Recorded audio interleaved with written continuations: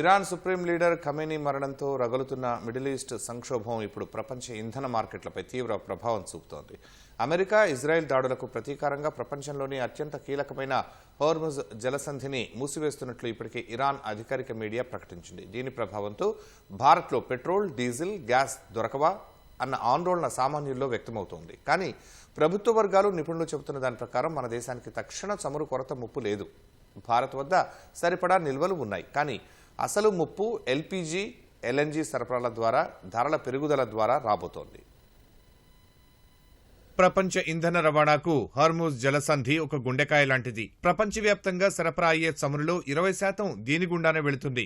భారత్ ఇంధన భద్రతకు ఇది అత్యంత కీలకం. మన దేశం దిగుమతి చేసుకునే ముడి చమురులో 50% అంటే రోజుకు 2.5 నుంచి 2.7 మిలియన్ బ్యారెళ్లు, ఎల్ఎన్జీలో 60%, దాదాపు 100% వంట గ్యాస్ ఈ మార్గం గుండానే మన తీరాలకు చేరుకుంటుంది. దీన్ని ఇరాన్ మూసివేయడంతో ఉత్కంఠ నెలకొంది.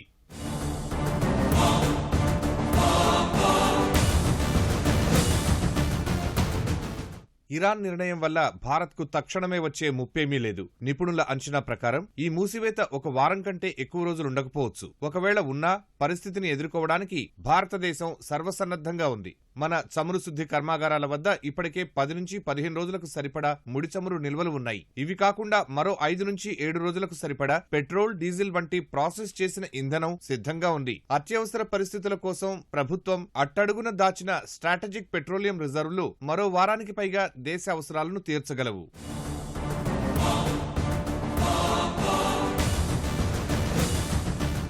హార్ముజ్ జలసంధి మూసివేత సుదీర్ఘకాలం కొనసాగితే భారత్ తక్షణమే ప్రత్యామ్నాయ మార్గాలపై దృష్టి సారిస్తుంది. ఇప్పటికే అమెరికా, పశ్చిమ ఆఫ్రికా, బ్రెజిల్, వెనెజులా దేశాల నుంచి చమురు కొనడానికి మార్గాలు తెరిచే ఉన్నాయి. దానికి తోడు రష్యా నుంచి మళ్లీ భారీగా చమురు కొనుగోళ్లు ప్రారంభించే అవకాశం ఉంది. అయితే ఇక్కడే ఒక సవాలు ఉంది. మిడిల్ ఈస్ట్ నుంచి నౌకలు భారత్ కు రావడానికి కేవలం 5 రోజులు పడితే, రష్యా నుంచి రావడానికి 30 రోజులు, అమెరికా తదితర దేశాల నుంచి రావడానికి 25 నుంచి 45 రోజుల సమయం పడుతుంది. కాబట్టి ముందస్తు ప్రణాళికతో ఆర్డర్లు ఇవ్వాల్సి ఉంటుంది.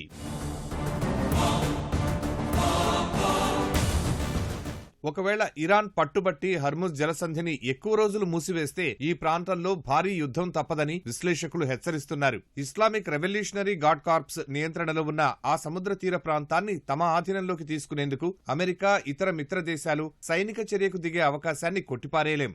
అంతేకాకుండా సౌదీ అరేబియా, ఖతార్ వంటి దేశాలు ఆర్థికంగా తీవ్రంగా నష్టపోతాయి. కాబట్టి అవి కూడా కఠిన చర్యలకు దిగవచ్చు.